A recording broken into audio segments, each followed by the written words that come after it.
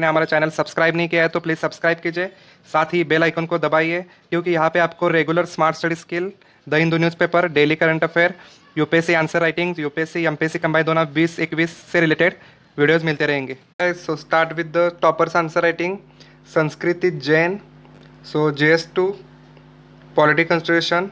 So first question, list the silent feature of the juvenile justice. आताचं recently amendment केलेलं हे act, so खूप महत्त्वाचा होता. List of the silent feature of the juvenile justice, care and protection of the childrens act 2000 and the exam and whether it should be amended. Okay, amendment करायची गरज आहे, काय कुठल्या कुठल्या प्रोविजन बेस केलेले आहेत, त्याचं इम्पॅक्ट कसे होतील हे सगळं लिहायला लागणार आहे. Silent features directly point wise दिलेलं आहे. Then amendment, provision and then conclusion. Good. Second आहे discuss the problem that SHG means self help groups are facing and provide some suggestions for their revival. Okay, reform आणायचं आहे.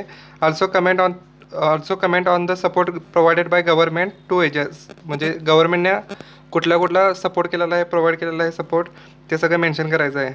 Self help groups, introduction, main problem facing कुठलं होतं ते direct बॉडीमध्ये सुरुवात केलेलं आहे point wise. Okay, without okay.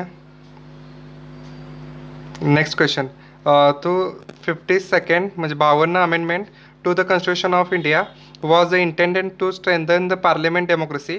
It has fail to curb unethical political defection critical evaluate. Okay, कर्नाटकचा डिफेक्शनचा आहे, त्याच्यावरून डायरेक्ट क्वेश्चन आलेला आहे, सो खूप महत्त्वाचं आहे. प्रोव्हिजन फक्त मेन्शन केलेलं आहे. देन मेन लॉज, त्यात प्रोव्हिजन कुठले सब प्रोव्हिजन आहेत ते मेन्शन केलेलं आहे. Point format and then conclusion. So next I with the emerging political undertones over the sharing of the transboundary rivers. Okay, river dispute, interstate river dispute त्याच्यावर related question आहे. So with the emerging political undertones over the sharing of transboundary rivers, negotiations and engagement over water resources is like to found a prominent place in the Indian diplomacy. Okay, Indian diplomacy provident role place कसं mention करतं ते सगळं दिलेलं आहे, ते लिहायचं आहे. In the context of this statement examine India's water diplomacy in the sub contents. Okay, आपलं कसं वॉटर ट्रिटीज आहेत त्या सगळ्या मेन्शन करणार. So introduction, then diplomacy, Pakistan, Kyrgyzstan, dam वगैरे, then India Bangla, then India Nepal, सगळ्यांचं थोडं लिहावं लागणार आहे. सो इथं कंक्लुजन मिस झालेलं आहे, सो कंक्लुजन महत्त्वाचं, जागा पुरेल नाही. सो नेक्स्ट आहे analyse the challenges that are being encountered in the implementation of the Mahatma Gandhi national rural MG NREGA. Okay, then suggest some solution address this challenge. Okay, आता जे चॅलेंजेस फेस करत आहेत इम्प्लिमेंटेशनमध्ये MG नरेगाचे, ते म्हणजे आता 100 दिवसच फक्त मॅक्झिमम एम्प्लॉयमेंट आहे, मग ती कशी वाढवता येईल वगैरे. देन कुटुंबातल्या एकाला जॉब आहे ते कसं रिफॉर्म करता येईल, हे सगळे प्रोव्हिजन मांडायचे आहेत.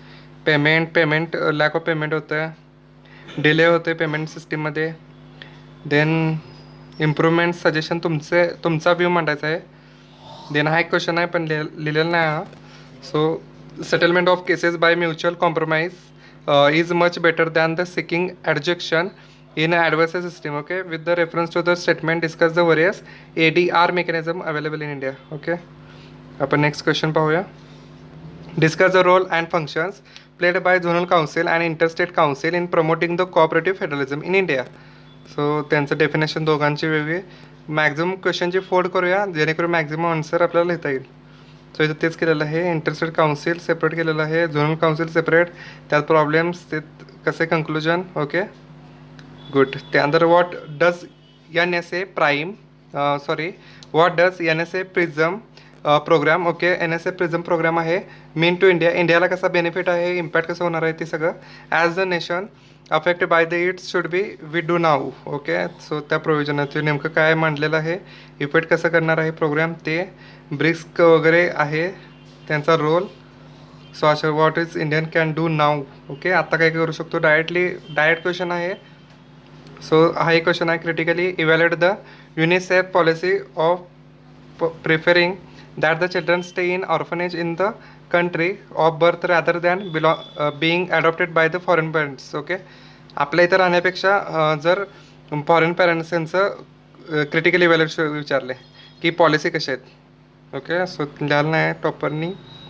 सो नेक्स्ट आहे discuss the condition under the which ordnance can be promulgate and they evaluate its impact on democratic spirit. Okay, discuss the condition under which ordinance can be promulgated and they evaluate its impact on the democratic spirit. So impact on democratic spirit direct question आहे, stop करून तुम्ही पाहू शकता. Then next आहे citizen report card provide a simple and widely replicatable tools for improving transparency and public accountability. Illustrate. Okay, illustrate हे शब्द आहेत ते खूप महत्त्वाचे आहेत. सो पाहू शकता पॉईंट वाईजमध्ये डायरेक्ट आन्सर दिलेला आहे, स्टॉप करून. Then in what veg could be outcomes G20 समिटचं outcomes कुठलं काय काय झालं. डिफिकल्टी इकॉनॉमी चॅलेंज दिलेलं आहे, importance and difficulties. Then next आहे examine the structure problems. Okay, examine the structural problems in exist in the mid day meal scheme. Okay, स्कीमवर 100% question असतो. So आहेत क्वेश्चन की स्ट्रक्चरल प्रॉब्लेम्स आणि एक्झिस्टमध्ये त्यांचं जे स्ट्रक्चर आहे, देन ते प्रोव्हिजन्स आहेत, then in mid day okay meal, then formal policy procurement, no recruitment system. Okay, recruitment system नाही. त्यानंतर विकनेस आहे, करप्शन आहे. ओके, अशा प्रकारे डायरेक्ट पद्धतीने मांडलेलं आहे टॉपर्सनी. Discuss the provision of the security law amendment bill 2013चं likely impact of power SEBI. Okay, powers of सेबीच्या अंडर केलेलं आहे. सो त्याचे इम्पॅक्ट विचारलेले आहेत, प्रोव्हिजन आणि impact. what role did the nationalist movement play in determining the fundamental principle of the Indian Constitution? खूप महत्त्वाचा आहे क्वेश्चन, सो पाहू शकता. प्लीज स्टॉप करून सगळे आन्सर व्यवस्थित वाचा एकदा.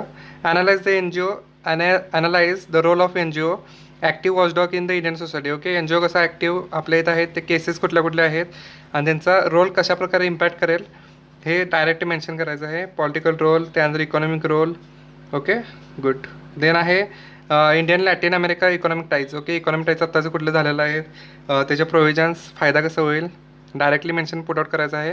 State vendors, protection of livelihood आणि regulation of state vending bill 2012, त्याचं डायरेक्ट मेन्शन करायचे प्रोव्हिजन्स. डिफरन्स बिटवीन SHG आणि cooperative society. Okay, direct mention. Then आहे grand Ethiopian renaissance dam. Okay, so तो खूप चर्चेत आहे, सो डायरेक्ट लिहायचं आहे. त्याचे जे कुठे आहे, इजिप्तियन आहे ना तो. सो त्यानंतर काय सेंकाकू आयसलँड, त्याच्याविषयी लिहायचं आहे. देन आहे ओके, नेक्स्ट पाहूया आपण. ओके, इथंपर्यंत. सो अशा प्रकारे आहेत टॉपर्स आन्सर रायटिंग.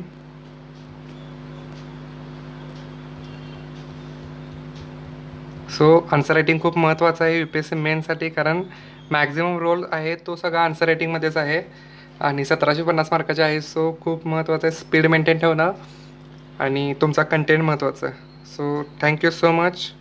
लेक्चर आवडलं असलं प्लीज लाईक करा, शेअर करा, सबस्क्राईब करा. थँक्यू.